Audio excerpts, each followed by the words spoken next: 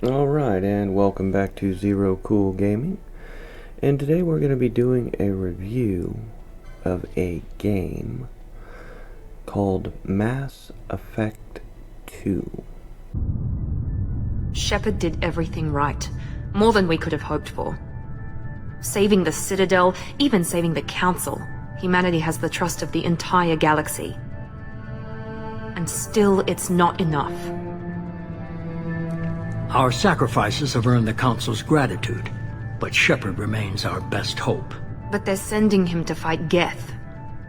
Geth. We both know they're not the real threat. The Reapers are still out there. And it's up to us to stop them. The Council will never trust Cerberus. They'll never accept our help, even after everything humanity has accomplished. But Shepard, they'll follow him. He's a hero, a bloody icon. But he's just one man. If we lose Shepard, humanity might well follow. Then see to it that we don't lose him. Now, this was actually my introduction to the Mass Effect series. I played 2, 3, 1, and I own Andromeda, but I've never opened it or installed it. And there are several reasons for that. I bought it cheap, and I was already at the point in my life where I was starting to, it was at the beginning of it, don't get me wrong, but I was starting to look into the games that I was getting. And I have a habit of buying a game and then not actually playing it for a few months even after I buy it, because I've already got a game that I'm playing at the time. But I also knew that gaming had been infected with this woke insanity, and they were trying to essentially brainwash people with propaganda. So when I looked into Andromeda as a game, I found that it was not a Mass Effect, regardless of the name attached to it.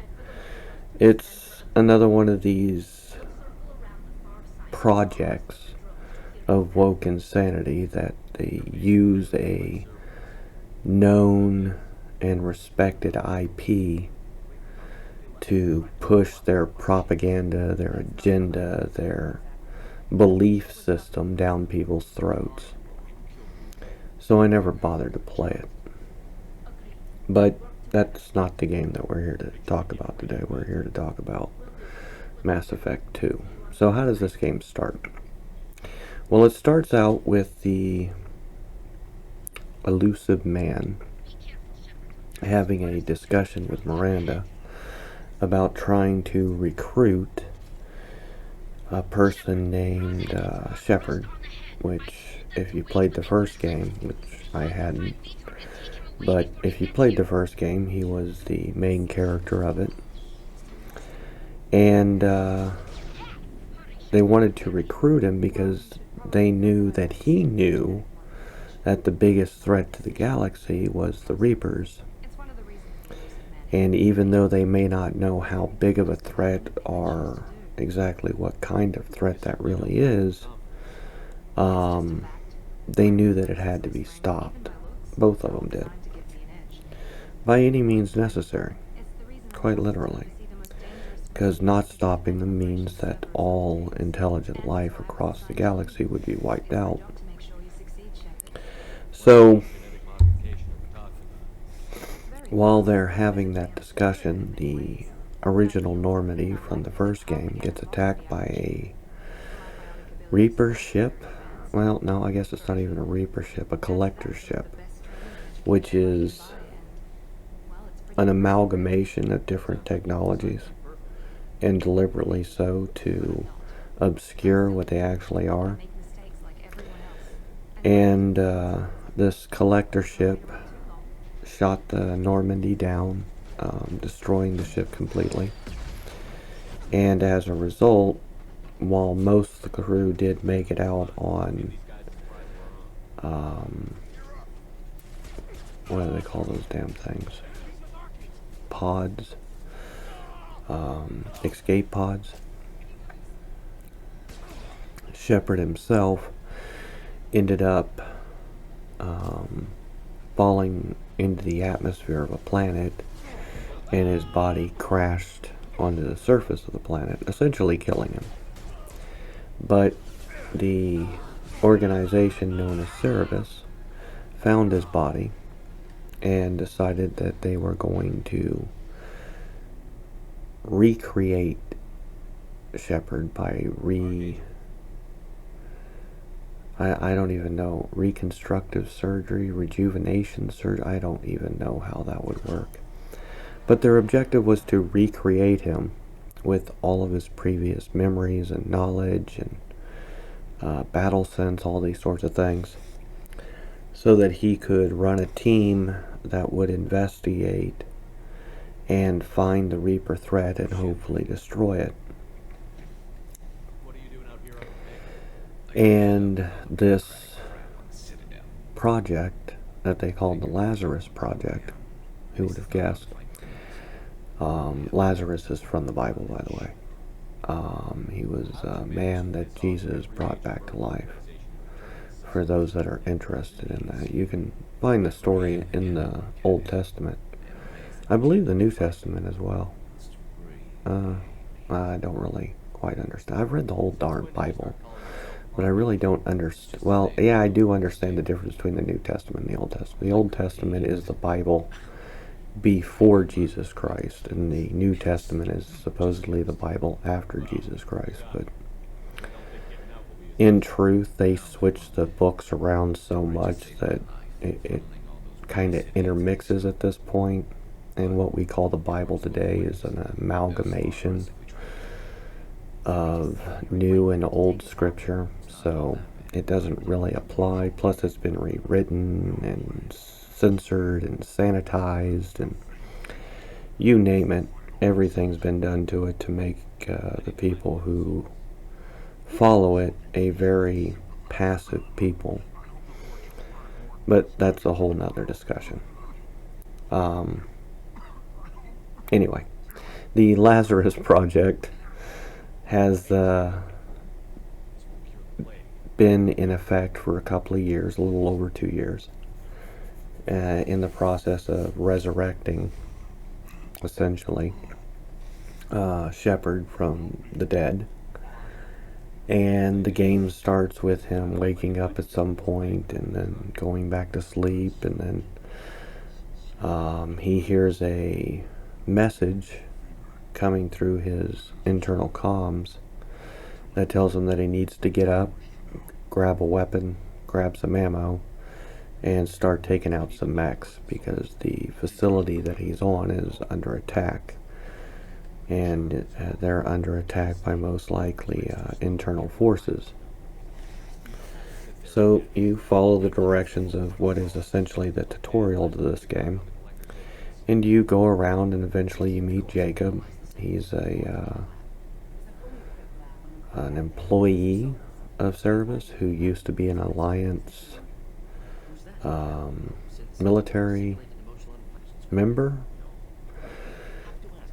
and he gives you a little bit of information, and then you go and you find another guy who's been injured, and you actually help him. And when you get to the shuttle bay and you open the shuttle bay doors, Miranda's on the other side of the door, and she shoots the guy that you saved, telling you that he's the traitor within their midst that did all of this to the facility, caused the deaths of all the people who didn't make it to the shuttle bay, and tells you that, you know, you need to get on the shuttle and we're going to go see the elusive man, which doesn't actually mean that you go and see him. You just go into a communication device that's like a 3D rendering device, and you can see him and he can see you, and you can communicate that way. And he asks you to go investigate what's happened on this colony, where he believes all of the humans that were on this colony may very well be missing. And he says that it's possible the Reapers are behind this. So you travel to the colony, and of course you find that there's no people there, which is odd to say the least. But there are some Quarians, and there is a Quarian who is a little out of his mind for several reasons. And he's actually the one who reprogrammed the mechs on this settlement world to attack anything that moves. So you work with the Quarians to get access to him, essentially. And eventually you do get access. And he shows you video footage of the collectors, as they're known, which are actually the Reapers. Well, no, I guess they're not the Reapers either. The collectors are a species that's already been assimilated by the Reapers. That's kind of a spoiler, by the way. Sorry. But I'm going to spoil this whole darn thing, so it doesn't really matter.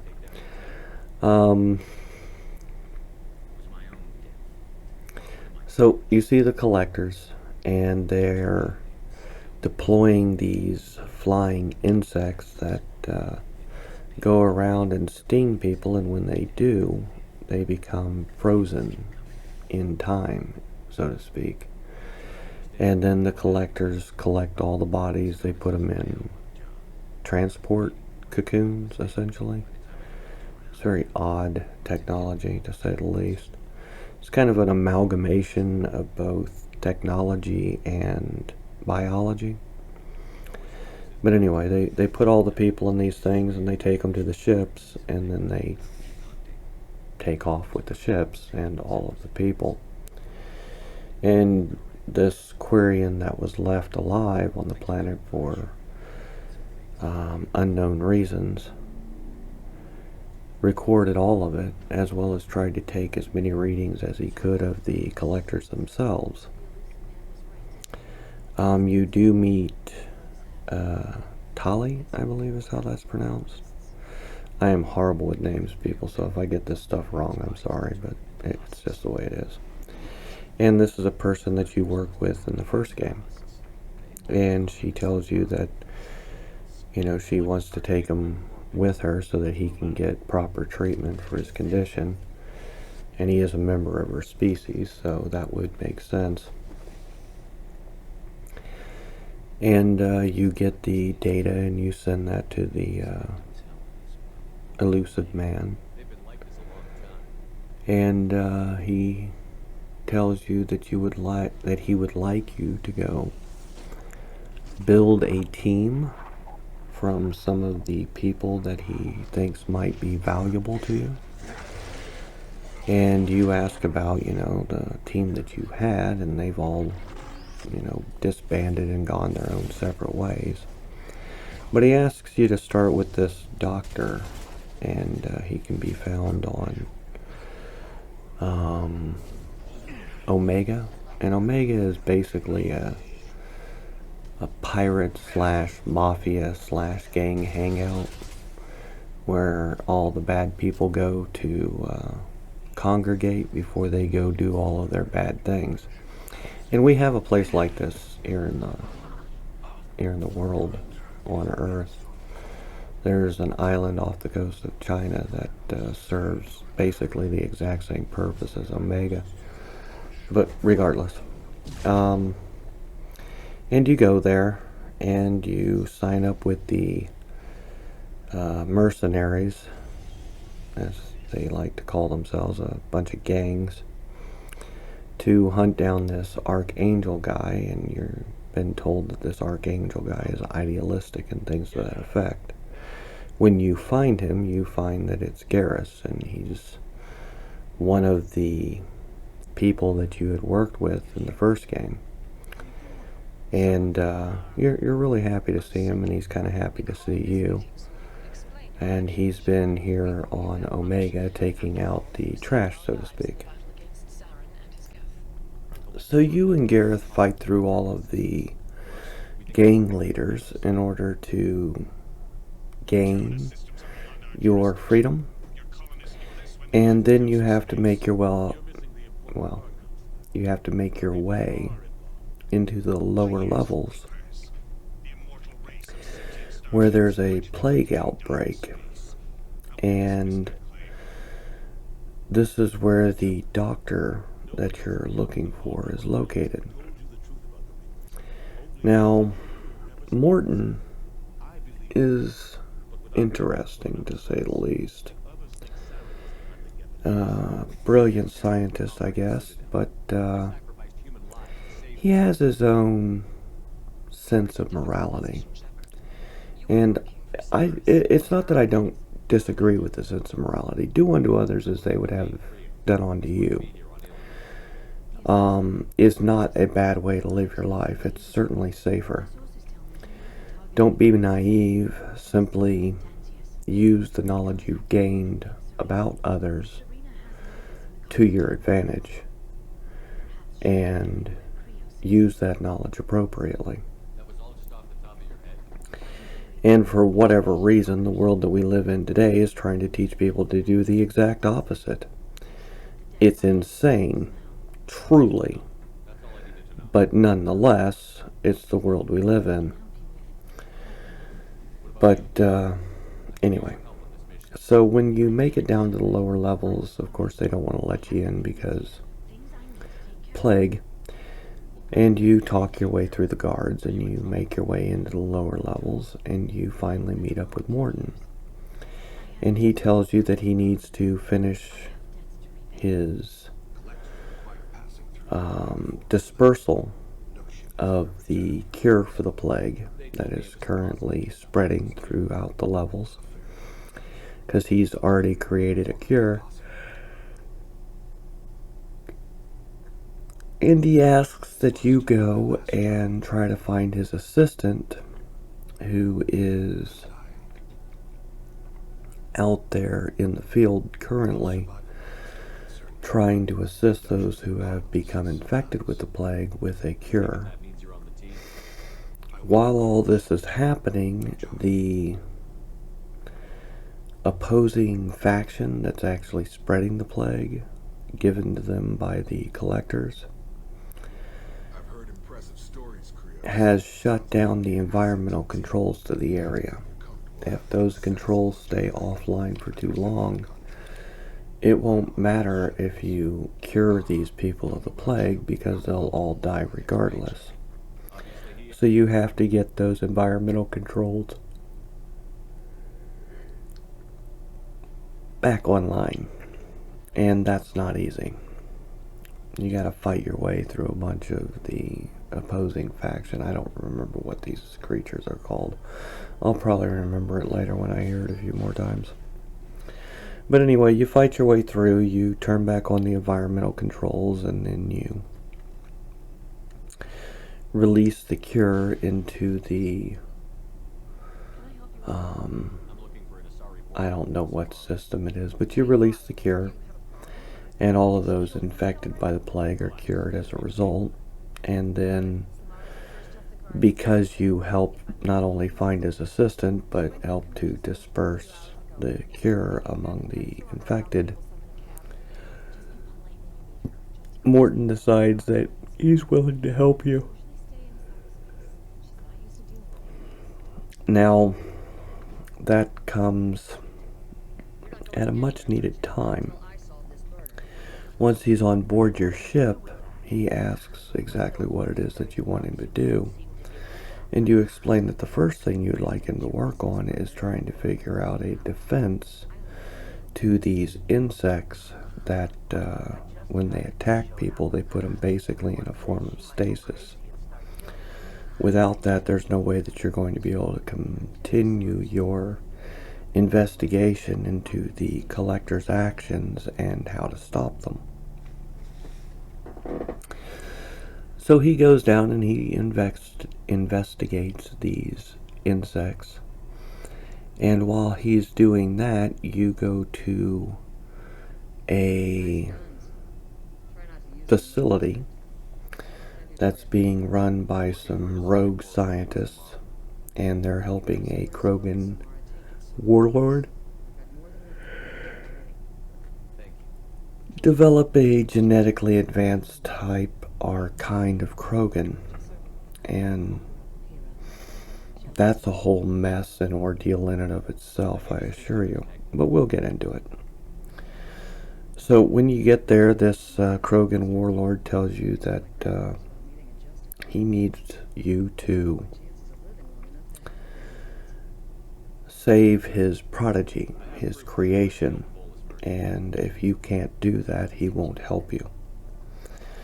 And while all that's happening, the mercenary team has been sent in to purge the system in that respect of all of his experiments, and they'll start over someplace else with someone else. And he begs you to go down there and take them out while he spends the time needed to protect his creation. Now, he's done a lot of creations, but he's only worried about one of them. By the time you take out the mercenaries and return, he's dead, and the only thing that you have left is a living specimen that he says is ready to awaken. So you take it on board the ship, and you have a discussion with the crew about it.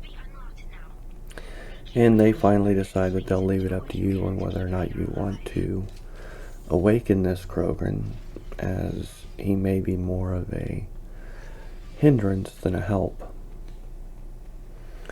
While all that's going on, the elusive man contacts you and tells you that there may be another attack by the collectors going on at another colony, another human colony that's gone dark. Basically just now, right when you were speaking with him. And he also tells you that one of your old crewmates is on this colony, as he was finally able to discern that information. Of course, he gives reasons why he hadn't been able to figure it out until now. So when you head there, or I should say while you're on your way there, you talk to Morton about whether or not he's figured out a way to stop these insects or protect you from them. And he has a theory that might work, which he tells you to implement. And there's no way to know for sure, of course, until you're in the field surrounded by these insects, to find out whether or not they'll actually leave you alone. And of course, he's very interested to see whether or not you survive. It's not quite the best way I would want to be testing an experimental technology.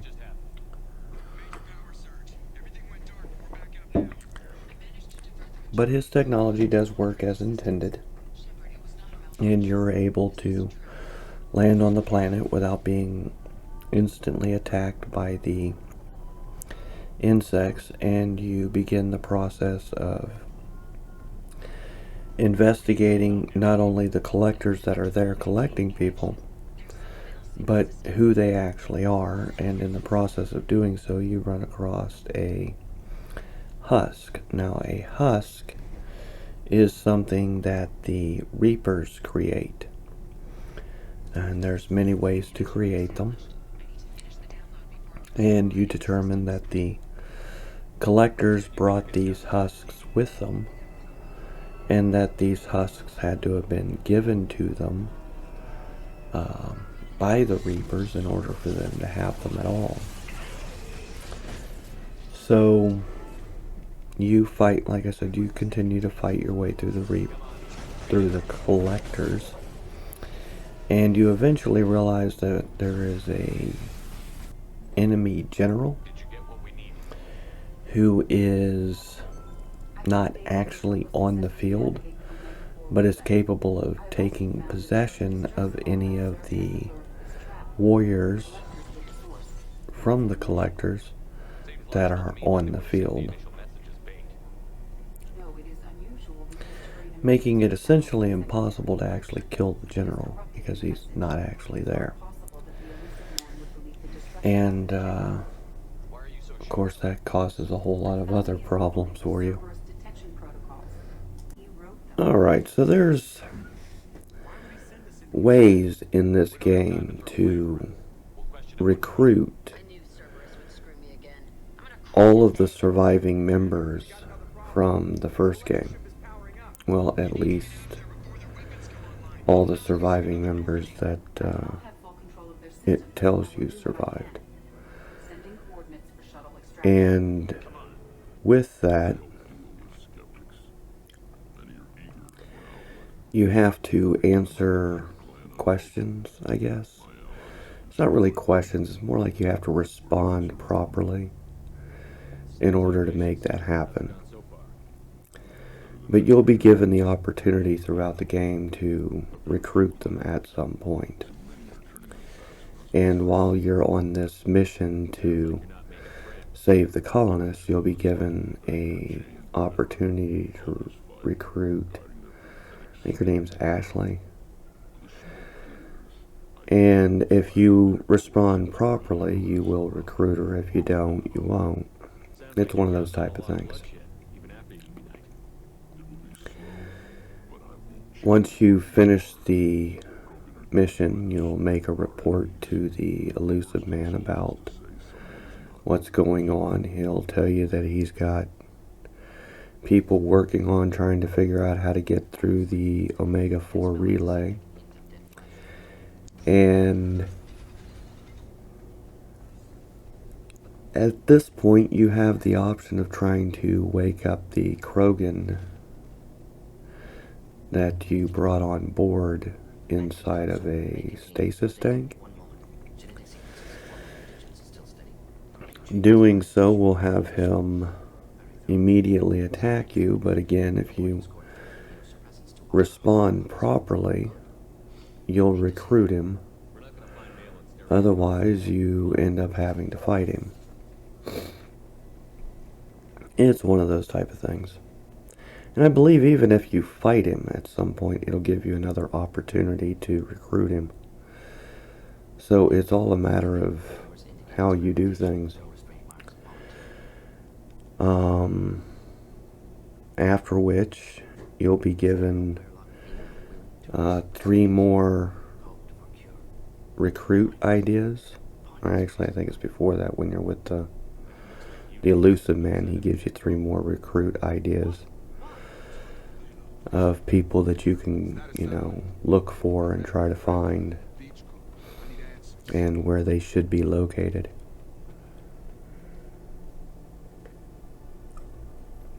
So the next one that you go on a trip to try and recruit is an assassin.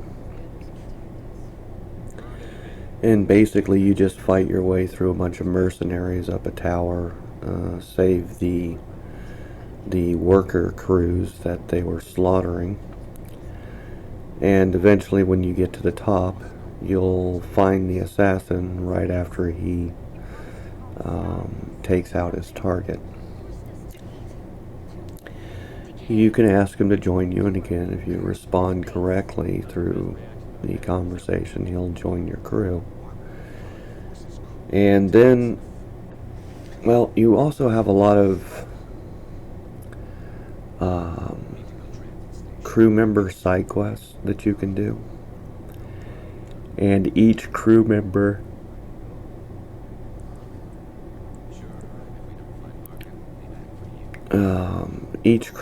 has their own unique set of side quests or There are side quests. Sometimes it's just one. And those are accessed by talking to them. And you need to talk to basically everybody in between each mission in order to gain enough points with them, I think is how it's done. I don't remember what it's called. For them to open up to you enough to even suggest that, this is something that we could do. They are side quests in that respect. They're definitely not needed to finish the game, but like with any of these type of games, the more you do and the more you're able to access and get done, the easier the end game becomes as a result. And there's a lot of other things that you can do in this game too. And I really mean that. There's a lot of stuff in this game that you can do besides just the story. You can search different solar systems, not only for raw ore and materials, but in some cases you'll find artifacts, you'll find lost tech, and in some cases you'll even find secret missions. There are a few downsides. One of the downsides being is that as you search for these things, every time you hit that search button, a collector ship will get closer to you. And if they get too close to you, they'll attack you and damage your ship. You'll lose a lot of ore, you'll lose a lot of your progress. So you really got to balance that. You really got to take your time and try to figure out the best way to go about doing that with a balance between harvesting ore and materials and trying to find artifacts and secret missions. And there's a whole slew of different ways to play this game, to be quite honest with you. Some I would guess are better than others, but regardless of how you choose to play this game, like I said, the more you find, the more you're able to access, the more you're able to do, the easier the end game becomes. One of the first companion side quests that this particular playthrough had available was Miranda's, and it's a side quest where you protect her sister from being kidnapped and returned to their father. It's not a very big side quest. It basically deals with like betrayal and things like that. But it's not a bad side quest either. And of course it raises her trust level with you because of, you helped her sister stay free. So the next mission is to recruit a Justicar. And it's actually pretty easy to do that. You just need to solve a case for a detective and complete the current mission that she was sent on. And all of that is actually done in the same place. And the guy who gives you access to the Merc's base is also the criminal that caused all of these problems for the Justicar to show up in the first place. Well, I guess that's not entirely true. He caused the Justicar more problems by getting a criminal off the planet. and she was actually trying to apprehend this criminal. So she asks you to figure out what ship this criminal was on when they smuggled her off the planet. And the detective wants to know why the mercs want these merchants dead. Of course, the merchants are criminals too, and basically it has to do with the stuff that they call red dust. It increases bionic powers, but it's also toxic, meaning poisonous. So it's not something that you can take all the time. Now then, after you do that, of course, the Justicar joins your team. And then, you can talk with your team members and you can get some side quests like going with Jack to blow up the facility where she was essentially born and raised. As well as going after Tali, the Asari. I believe that's how you pronounce her name. So we'll start with Tali. Basically, she's on a planet where she was collecting information on the Geth. The Geth is an AI species that was built by the Asari. I believe that's what they're called. Maybe not. Anyway, built by Tali's people.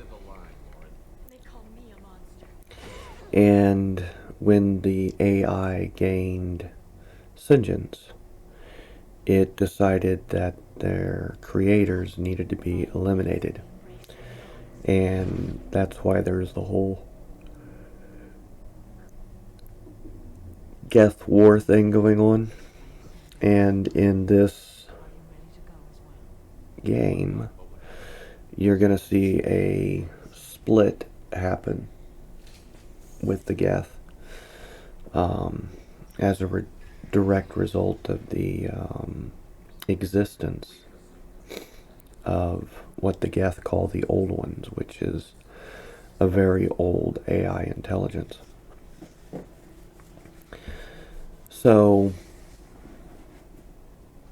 when you get to the planet that Tali's on, of course you got to fight your way through Geth.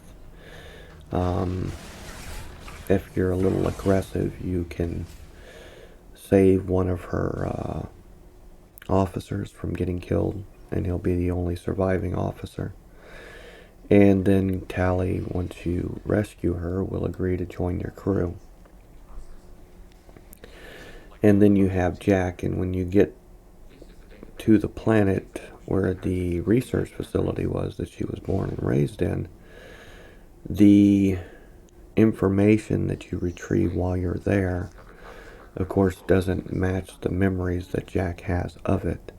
And there's probably several reasons for that, besides, all the different drugs that she was on and stuff like that. People tend to, especially women, twist things to their favor, and they choose to remember things in such a way that is favorable to them. The truth be damned. Feelings over facts. And this is definitely a case of that. It's nice to see it presented properly, because it's very true. And that's one of the things that I kind of liked about this particular game that I can't say about later games, is that at least they had a understanding that was correct, and political correctness and feminism be damned. So after doing those, you'll be contacted by the elusive man and told that there's a collector's ship that was damaged, and he would like you to go investigate it in the hopes of being able to retrieve some information on the collectors themselves. So you do so, and while you're there, you learn that this was the same ship that destroyed your Normandy at the beginning of the game. This is the same ship that collected all the colonists at Freedom something or other, which was a quest that you went through earlier, where you actually prevented them from collecting all of the colonists. And it's also a trap, meaning that the ship itself shut itself down in the hopes that you would show up so that they could either contain and study you or kill you if that wasn't possible. The collectors, being what they are,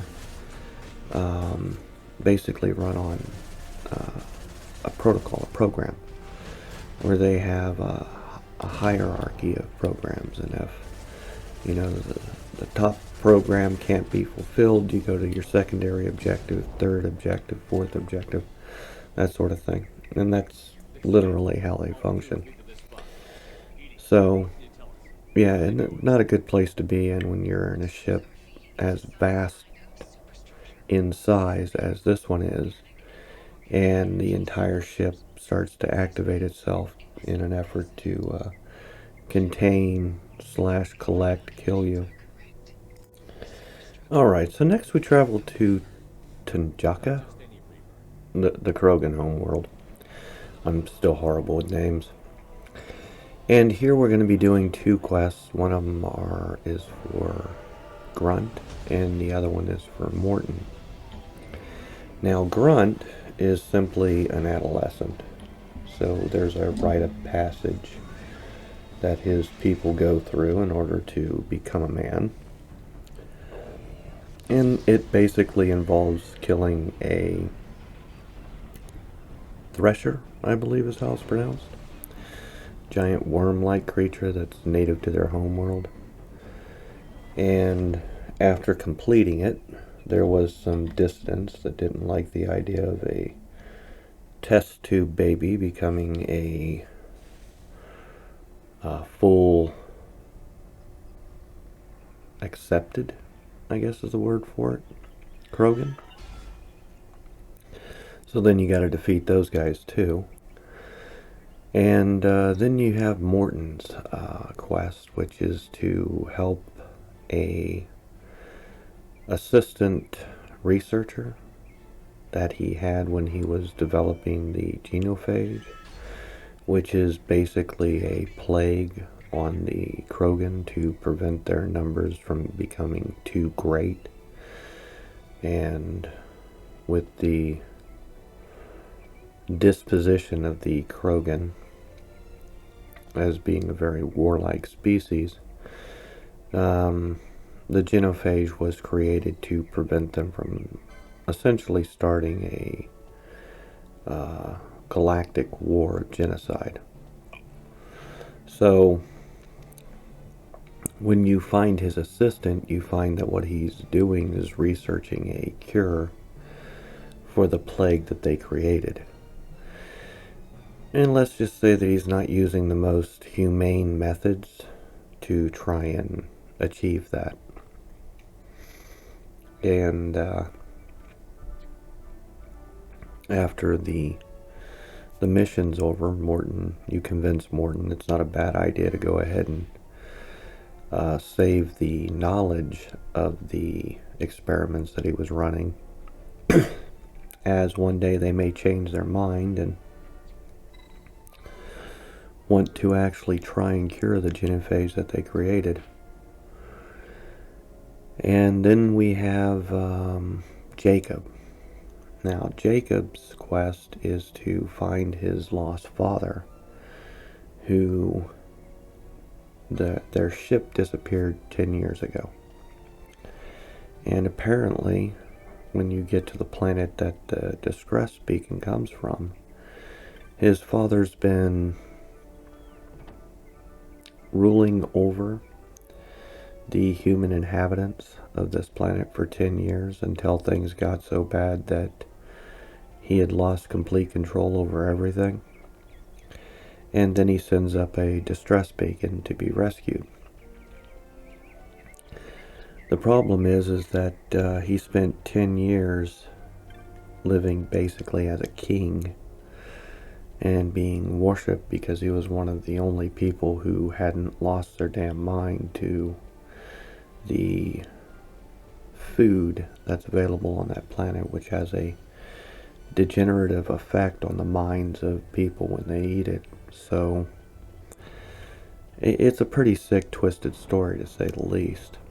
And Jacob was none too happy with what his father had been doing for 10 years.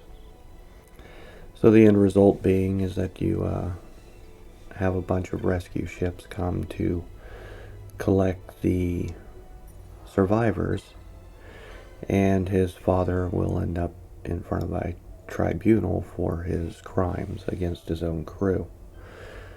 So, interesting, to say the least. And then you start the next two quests, or quest lines. One of those quest lines is Garrus looking for the man who had betrayed him and got his entire team killed as a result. And the other is I'm horrible with names. It's the lizard guy. And he wants to prevent his son from traveling down the same path he had and becoming an assassin. Alright, so after you help Garrus kill the man who betrayed him and got his entire squadron killed, and after you've helped the Drell protect his son from going to prison for the rest of his life, you'll need to deal with Tally, who's been accused of treason by her people. And the reason that she's been accused of treason by her people is because the ship that her father commands has been taken over by Geth. And they're basically accusing her of sending actual Geth to her father. Once you get aboard the ship, you find that what her father has done was essentially create a Geth hive mind aboard the ship, and he had rebuilt, fixed, repaired a whole bunch of Geth in an effort of figuring out a way to reprogram them so that they would be able to return to their homeworld. The experiment got out of hand, and as a result, the Geth took over the entire ship. When you return to the trial after saving the ship and eliminating the Geth on board, the best way to save Tali is to not mention any of that and only mention the things that she's done throughout her life. Which does prove to be the best answer in that respect, because she herself was not involved with what her father had done. And then you have to deal with the Justicar. Now, what the Justicar wants to do as her side quest, at least one of them, is go after her own daughter. And her daughter enjoys killing people for the pleasure of it. And that's considered a taboo among her people. It's a type of condition that they can come down with. So you use yourself as bait. And when I say yourself, Shepard uses himself as bait. Piques her interest, and then goes back to her room alone with her. And once she feels confident that she can kill you, her mom will bust in and the two of you will take her out. And by doing so, she'll help eliminate a very dangerous Asari from the galaxy. Alright, so as soon as you connect the IFF to the Normandy, the virus contained within it shuts down all the ship's defense, shuts down the ship's engines, and the collectors show up to abduct the entire crew, at least everyone but Joker. When you return to the ship, of course everyone's gone, and the mission starts to head to the Omega-4 relay and then head to the collector base. Once you get through the relay, of course you gotta fight your way to the base. You crash land on it, and then you have to fight your way through the base. Once you've fought your way through the base to the core, and you've defeated the, well, no, first you have a conversation with the elusive man about saving the base for technology collection, I guess is a way of putting it, which is a good idea to refuse to do that, as there are Reapers all over the area. But you'll have to fight a giant human Reaper that's been created. Once you defeat that, you can activate the core overload for the base itself, and then escape from the area as it's, self-destructing.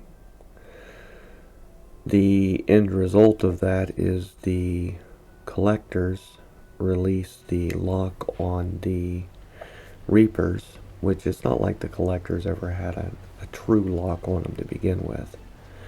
The collectors did not control the Reapers. It was the other way around, and it always had been. But once they're released, then you have an entire armada of Reaper vessels that are released onto the galaxy as a result. So, yeah, there's still quite a bit to go, and that's why there's a Mass Effect 3.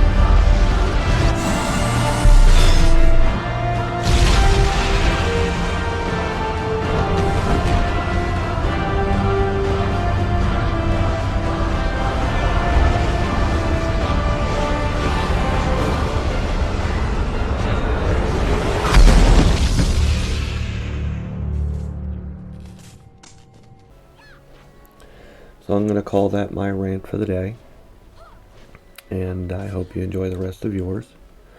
If you could hit the like, subscribe, rumble, follow buttons, all that does help, and I'll talk to you later.